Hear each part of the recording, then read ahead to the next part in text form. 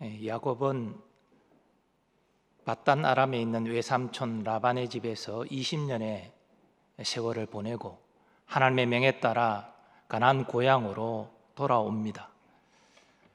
그러나 야곱의 귀한 여정은 그리 순탄하지 못했습니다. 먼저 외삼촌 라반이 인사도 없이 떠난 야곱을 괘씸히 여겨 추격했습니다. 하나님께서 라반의 꿈에 나타나셔서 야곱에게 보복하지 않도록 제지하지 않으셨다면 정말 야곱은 큰 화를 당할 뻔했습니다. 그뿐이 아닙니다. 형 에서가 400명이나 되는 장정을 이끌고 자기를 만나러 온다는 것입니다. 과거 야곱은 형 에서가 받아야 될 장자의 축복을 대신 가로채 받음으로 말미암아 형의 미움을 받고 형의 죽이겠다는 결심을 하게 되자 하나님으로 도망친 일이 있습니다. 그러므로 형이 자기를 만나러 온다는 것은, 그것도 400명이나 되는 장정을 이끌고 온다는 것은 분명히 내게 보복할 것이다라는 생각을 했을 것입니다. 큰 위기입니다. 그러나 야복강가에서 사람의 모습으로 나타나신 성자 하나님과 씨름하다가 축복을 받고 마음의 평안한 가운데 담대히 그러나 지혜롭게 머리를 7번 숙이며 나아갔습니다. 그럴 때 형과 아주 벅찬 만남을 이룰 수 있었습니다. 이 모든 것은 하나님께서 과거 베델에서 야곱의 꿈에 나타나 약속하신 것을 이루신 것입니다. 내가 너와 함께 있어 네가 어디로 가든지 너를 지키며 너를 이끌어 이 땅으로 돌아오게 할지라. 내가 내게 허락한 것을 다 이루기까지 너를 떠나지 아니하리라. 이런 하나님의 역사하심을 경험한 야곱은 이제 하나님께 그 은혜에 응답할 차례입니다. 야곱은 과거 베델에서 하나님의 약속을 받고 이렇게 서원한 바가 있습니다.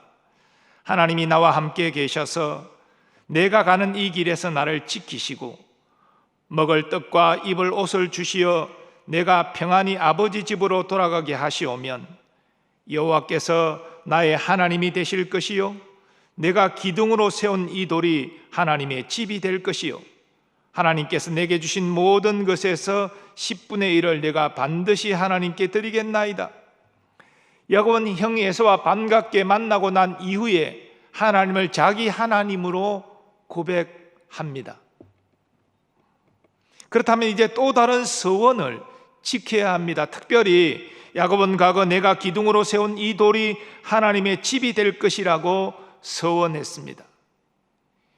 하나님의 집이라는 것은 하나님이 계시는 곳을 의미합니다. 특별히 율법은 하나님이 계신 성소에서 하나님께 제단을 쌓을 것을 규정하고 있습니다. 그러므로 야곱은 자신이 하나님을 만난 베델에서 하나님께 제단을 쌓아야 했습니다. 그러나 천신만고 끝에 가나안 땅으로 돌아온 이 야곱은 베델로 가지 않았습니다.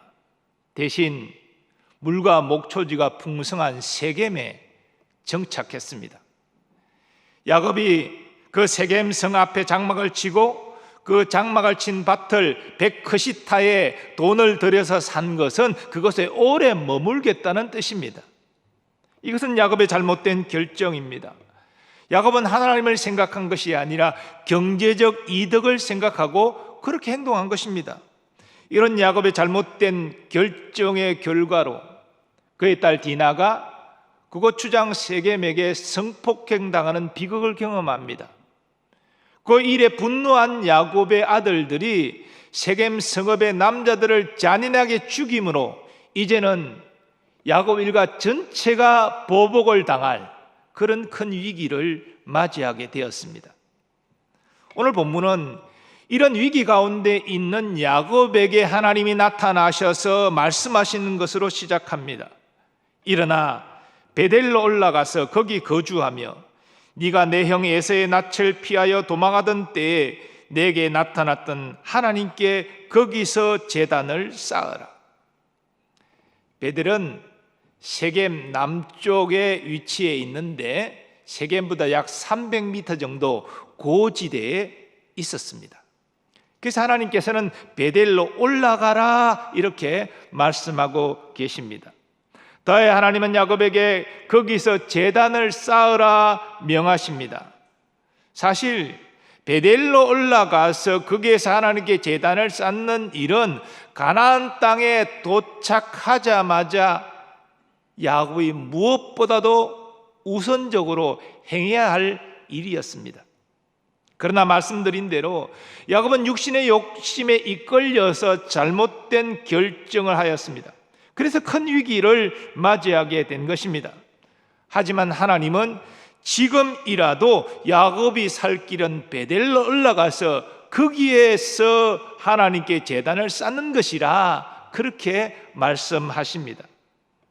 20년 이상 함께 하셔서 약속하신 대로 무사히 가나안 땅에 도착하게 하신 하나님께 감사의 제사를 드리는 것이 마땅하다는 것입니다. 그것은 야곱이 하나님께 한 서원을 지키는 것이기도 했습니다. 위기 가운데 있던 야곱에게 하나님의 이 말씀은 가뭄의 단비와 같았습니다. 그래서 야곱은 주저없이 순종합니다. 야곱이 이에 자기 집안 사람과 자기 함께한 모든 자에게 이르되 너희 중에 있는 이방 신상들을 버리고 자신을 정결하게 하고 너희들의 어복을 바꾸어 입어라. 우리가 일어나 베델로 올라가자. 내 환난 날에 내게 응답하시며 내가 가는 길에서 나와 함께 하신 하나님께 내가 거기서 제단을 쌓으려 하노라. 그런데 많은 시련을 통해서 여호와 하나님을 경험하여 알게 된, 그래야 믿음이 성장한 야곱은 그냥 무턱대고 베델로 올라가지 않았습니다. 야곱은 먼저 모든 집안 사람과 종들에게 그들에게 있는 이방 신상들을 버릴 것을 명합니다. 도대체 야곱의 가족과 종들에게 어떻게 이방 신상이 있게 된 것일까요? 물론 라헬이 과거 그의 아버지의 드라빔을 몰래 훔친 것처럼 하란에서 다수의 이상들을 사람들이 가지고 왔을 것입니다. 그러나 그것만이 아니죠. 가나안 족속이 있는 세겜성 앞에 머물고 그들과 교통하다가 거기에서 이방 신상을 또 취득하였을 것입니다. 이런 이방 신상들은 하나님께서 가정이 여기시는 것입니다. 그러므로 하나님께 나아가기 위해서 야곱은 그 하나님이 가정이 여기시는 이방 신상을 버릴 것을 명하고 있는 것입니다. 또 야곱은 사람들에게 자신을 정결하게 하고 어복을 바꾸어 입을 것을 명합니다. 이것은 거룩하신 하나님은 온전한 거룩한 제사를 연락하시기 때문이지요. 이러한 야곱의 명은 적시로 시행되었습니다. 그들이 자기 손에 있는 모든 이방 신상들과 자기 귀에 있는 귀고리들을 야곱에게 주는지라 야곱이 그것들을 세겜 근처 상수리 나무 아래에 묻고, 그러자 하나님께서 순종하는 야곱을 도우셨습니다. 하나님이 그 사면 고울들로 크게 두려워하게 하셨으므로 야곱의 아들들을 추격하는 자가 없었더라. 본래 고대 근동의 관행은 말씀드린 대로 보복을 당하면 10배, 100배의 잔인한 보복을 하게 됩니다. 그러므로 살육과 약탈을 당한 세겜 사람들을 위해서 그들의 친족과 동맹한 자들이 야곱 일가에게 보복을 했어야 마땅합니다. 하지만 하나님께서 야곱과 함께 하시니 그 사면 고을 사람들이 두려워서 야곱 일가를 추격하지 못했습니다. 그래서 야곱은 무사히 베델에 이를 수 있었고 또 서원한 대로 하나님께 감사의 제사를 드릴 수 있었습니다. 야곱과 그와 함께한 모든 사람이 가나안 땅 루스 곧 베델에 이르고 그가 거기서 제단을 쌓고 그곳을 엘베델이라 불렀으니 이는 그의 형의 낯을 피할 때에 하나님이 거기서 그에게 나타나셨음이더라. 하나님의 말씀에 순종해서 베델로 올라와 거기에서 제단을 쌓은 야곱을 기뻐하셨습니다. 그래서 야곱에게 직접 나타나셔서 복을 주시고 이스라엘이라는 이름을 주십니다. 어떤 성경학자는 9절 이하의 내용이 야복 강가에서 야곱이 경험한 것과 똑같은 사건이다라고 말하지만 그 사건과 본문의 사건은 다릅니다. 야복 강가에서는 성육신 이전에 그리스도께서 사람의 모양으로 나타나셔서 야곱을 축복하시고 이스라엘의 이름을 주셨지만 본문은 베델에서 감사의 제사를 기쁘게 받으신 하나님께서 직접 야곱에게 나타나셔서 그에게 복 주시고 그에게 이스라엘이라는 이름을 주신 것입니다. 더불어 하나님께서는 아브라함에게 하신 언약을 야곱과 새롭게 세우십니다. 나는 전능한 하나님이라 생육하며 번성하라. 한 백성과 백성들의 총회가 내게서 나오고 왕들이 내 허리에서 나오리라. 내가 아브라함과 이삭에게 준 땅을 내게 주고 내가 내 후손에게도 그 땅을 주리라. 하나님께서 아브라함에게 약속하신 것은 또 이삭과 이어서 언약을 맺으신 내용을 가장 중심적인 내용은 그의 후손이 번성한다는 것입니다. 그리고 그 후손이 가나안 땅을 기업으로 차지한다는 것입니다. 그 동일한 약속이 지금 야곱에게도 주어지고 있는 것입니다. 하나님의 이 약속을 반드시 이루시겠다는 의미로 자신을 전능한 하나님으로 소개합니다. 그리고 하나님이 야곱을 떠나 올라가셨습니다. 야곱은 하나님께서 나타나 말씀하신 곳에 돌기둥을 세웁니다. 전제물을 붓고 기름을 붓습니다. 이것은 그 하나님과 만난 그곳을 구별하고 기념하는 것입니다. 그리고 야곱은 그곳 이름을 이전처럼 베델, 곧 하나님의 집으로 불렀습니다. 오늘 본문은 야곱이 베델로 올라가기에 처한 상황을 우리는 먼저 주목할 필요가 있습니다. 이 사면 초가의 상황은 우리도 우리의 삶 가운데 경험할 수 있는 상황입니다. 우리의 잘못이든 다른 사람의 잘못이든 또는 자연재해같이 우리가 어찌할 수 없는 불가항력의 그런 일을 당해서 만나는 사면 초가의 상황이 우리의 삶 가운데 있습니다. 하나님은 이런 사면 초가의 상황 가운데 있는 우리에게 말씀하십니다. 베델로 올라가서 거기서 제단을 쌓아라. 그러면 우리가 올라가야 될 베델이 어디입니까? 우리에게 베델은 하나님을 만난 은혜의 자리입니다. 하나님이 내가 너와 함께 하겠다고 약속하신 자리입니다. 우리는 모두 다 하나님을 만난 자리가 있습니다. 하나님의 약속을 받고 은혜를 받은 자리가 있습니다. 우리가 환난 가운데 있을 때 우리는 그 하나님을 만난 은혜의 자리로 나아가야 합니다.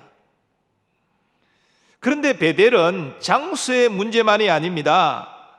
우리가 과거 하나님을 만나고 은혜를 받았던 그 자리로 나아가는 것 중요합니다. 하지만 더 중요한 것은 그 자리로 나아가는 우리의 마음의 자세입니다. 돌아보면 우리가 하나님을 만나고 은혜를 받을 때 우리가 가졌던 마음의 자세가 있습니다. 하나님을 향하여 우리는 마음을 활짝 열었습니다. 간절히 하나님을 찾고 의지했습니다. 그 마음을 가지고 베델로 가야 된다는 것입니다. 그저 우리가 과거 하나님을 만났던 그 은혜의 자리에 이런 마음을 가지지 않고 나아간다는 것은 그것은 하나님을 기쁘시게 할 수 없습니다. 단지 과거 옛 추억의 장소에 머물렀다가 하나님 우리를 만나주시고 은혜 주시는 것이 아니지요. 그런 장소도 소중하지만 그런 장소로 나아간 우리의 마음의 자세는 더욱더 중요한 것입니다. 우리가 마음을 열고 하나님을 간절히 찾고 의지하는 마음을 가지고 나아가면 우리가 하나님을 과거 만났던 베델의 자리가 아닐지라도 우리는 하나님을 만날 수 있고 은혜를 받을 수가 있습니다. 하나님은 우리의 과거 추억의 장소인 베델에만 계신 것이 아니라 온 천지에 충만하시기 때문이지요. 이런 의미에서 우리는 베델로 올라가서 거기서 제단을 쌓으라는 하나님의 말씀에 순종하는 야곱을 통해서 하나님께 나아가는 바른 자세를 배울 수 있습니다. 먼저 우리가 가져야 될 자세는 회개입니다. 야곱은 베델로 올라가기 전에 가족과 종들에게 이방 신상을 버릴 것을 명했습니다. 앞서 말씀드린 대로 이 이방 신상들은 하란에서 가져온 것도 있지만 세겜에 머물다가 취득한 것도 있습니다. 그러므로 야곱이 이방 신상을 버리라고 명하는 것은 세겜에 머물 잘못된 결정을 한 자신의 잘못을 회개하는 의미도 있습니다. 더불어 가족들과 종들에게 하나님이 가정에 여기시는 이방 신상들을 버림으로 회개할 것을 요청하고 있는 것입니다.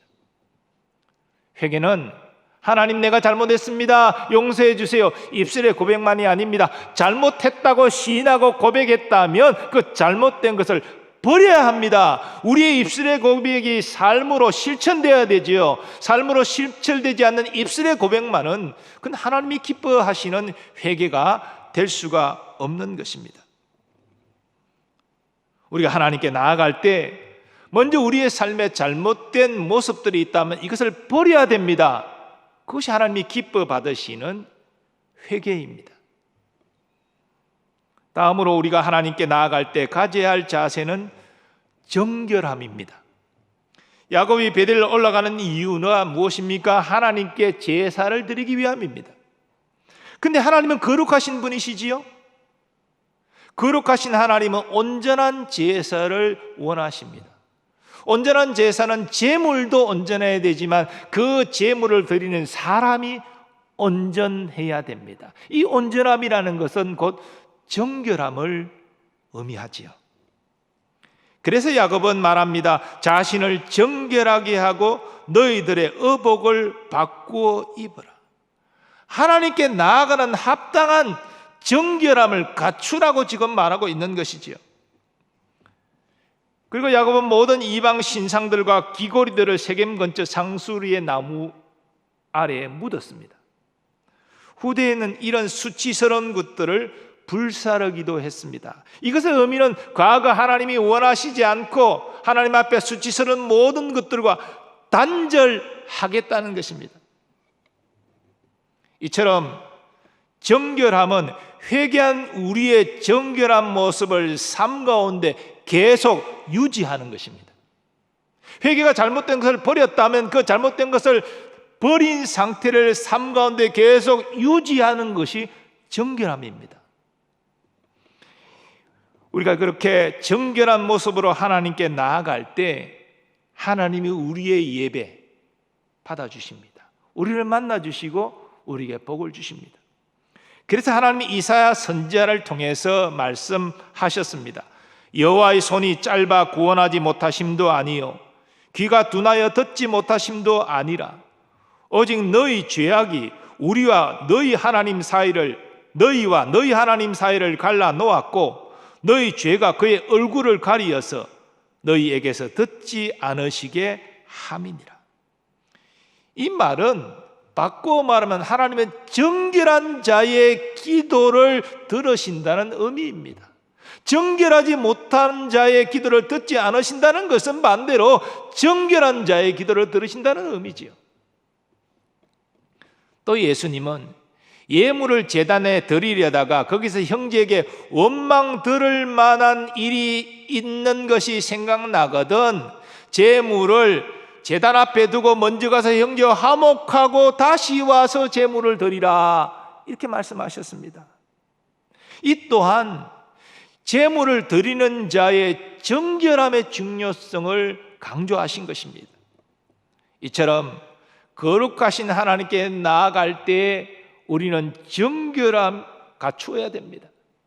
하나님은 정결한 자를 만나주시고 그에게 복을 주십니다. 우리가 하나님께 나아갈 때 가져야 될 또 다른 자세가 있는데요, 그것은 담대함입니다. 야곱의 지금 상황은 언제 보복이 들어와도 이상하지 않는 그런 상황입니다. 그런데 이런 위급한 상황 가운데 베델로 길을 떠난다?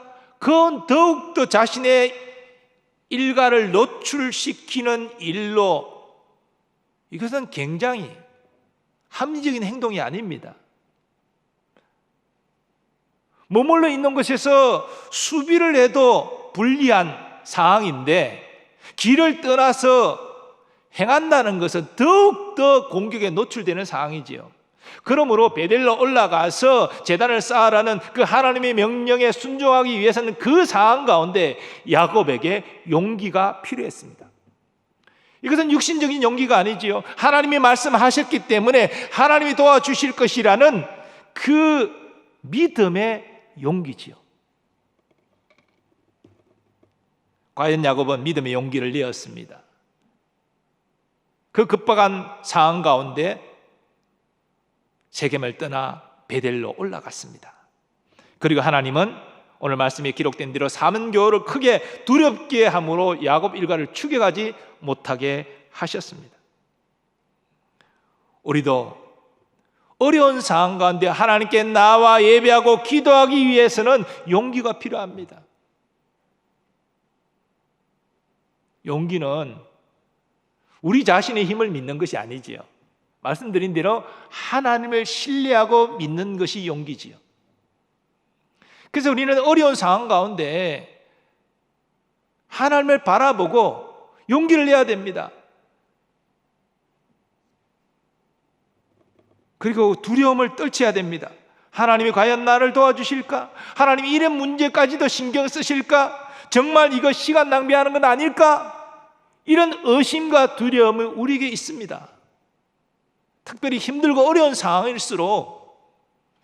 근데 믿음의 용기는 그런 어려운 상황을 바라보는 것이 아닙니다. 우리 안에 있는 의심과 불안과 염려를 바라보는 것이 아닙니다. 우리의 눈을 들어 살아계신 하나님, 나의 모든 상황을 아시고 나를 능히 도울 수 있는 그 하나님을 바라보는 그것이 용기요, 그게 믿음의 행위지요. 여러분, 지금 어떤 상황 가운데 있든지 어려운 상황을 바라보지 마십시오. 인간적으로 보면 야곱은 절대로 세겜을 떠나서 자신을 노출시키고 일가를 노출시키고 베델로 올라갈 수 없는 상황입니다. 하지만 하나님이 말씀하셨습니다. 베델로 올라가서 거기서 제단을 쌓아라. 그래서 하나님을 바라보고 용기를 내고 베델로 올라간 것입니다. 여러분도 용기를 내시기 바랍니다. 하나님이 여러분을 반드시 도우실 것입니다. 사랑하는 여러분, 야곱에게 베델은 환난 가운데서 하나님을 만났던 자리입니다. 함께 하시겠다는 하나님의 약속도 받았던 자리입니다. 그리고 야곱이 그 하나님께 서원했던 자리입니다. 야곱은 20년의 타향살이 가운데 여러 시행착오가 있었지만 거부가 되어 이제 하나님 명에 따라 가나안 고향으로 돌아오고 있습니다. 그 과정 가운데 인간적인 판단으로 잘못된 길로 들어서고 큰 화를 당할 위기 가운데 처했지만, 그러나 야곱이 잘한 것은 하나님이 말씀하실 때 순종했다는 것입니다. 베델로 올라가 야곱은 하나님께 제단을 쌓았습니다. 과거에 서원한 것을 지켰지요. 하나님이 지금까지 약속하신 대로 나와 함께 하시고 이렇게 베델까지 안전케 돌아오게 하신 것에 대하여 감사했지요. 근데 더 중요한 의미가 제단을 쌓은 데 있습니다. 그것은 하나님, 나는 이제 무슨 일을 만나든지 오직 여호와 하나님만을 의지하고 순종하며 따르겠습니다. 그 결심이 베델에 올라가 제단을 쌓은 데서 나타난 것입니다. 하나님이 이런 야곱의 결단을 기뻐하셨습니다. 그래서 야곱에게 복을 주시고 이스라엘 이름을 다시 한번 확인해 주시고 언약을 맺어서 그의 후손이 번성하고 가나안 땅을 기업으로 차지할 것을 약속하셨습니다. 그리고 우리가 아는 대로 하나님이 약속을 그대로 신실하게 지키셨습니다. 그러면 여러분, 야곱에게 역사하신 하나님 우리에게도 동일하게 역사하십니다. 우리도 야곱처럼 어떤 어려운 상황 가운데, 사면초가의 상황 가운데 있을 수 있습니다. 그러나 그런 상황 가운데서 하나님이 우리에게 정말 보기를 원하시는 것은, 하나님, 내가 이렇게 힘들고 어려운 상황 가운데 있지만 나는 하나님만을 신뢰하고 의지하고 따르겠습니다, 이런 우리의 결심과 결단, 이걸 보기를 원하신다는 것입니다. 야곱과 함께 하시고 야곱에게 복을 주신 하나님은 여러분과 저에게도 동일하게 역사하여 주실 줄 믿습니다. 그러므로 어떤 어려운 상황 가운데 있든지 베들로 올라가서 제단을 쌓으라는 이 하나님의 말씀에 순종하는 여러분 되시기를 바랍니다. 베들로 올라가 제단을 쌓기 위해서 우리가 가져야 될 자세가 무엇이었습니까? 회개함과 정결함과 상황을 바라보지 않고 하나님만을 바라보는 담대함으로 나아가는 것입니다. 하나님은 야곱이 베델에서 드린 감사의 제사를 받으셨습니다. 오직 하나님만을 신뢰하고 의지하겠습니다라는 결심도 받아주셨습니다. 우리의 감사의 예배도 또 우리의 결심도 하나님은 동일하게 받아주실 것입니다. 하나님이 받아주신다면 야곱이가 하나님이 복 주신 것처럼 우리에게도 복을 주실 것입니다. 우리와도 함께 하시고 우리와도 동행하여 주실 것입니다. 오늘 말씀을 기억하시고 하나님 앞에 어떤 상황 가운데든지 회개함과 정결함과 담대함으로 나아가는 여러분 되시기를 바랍니다.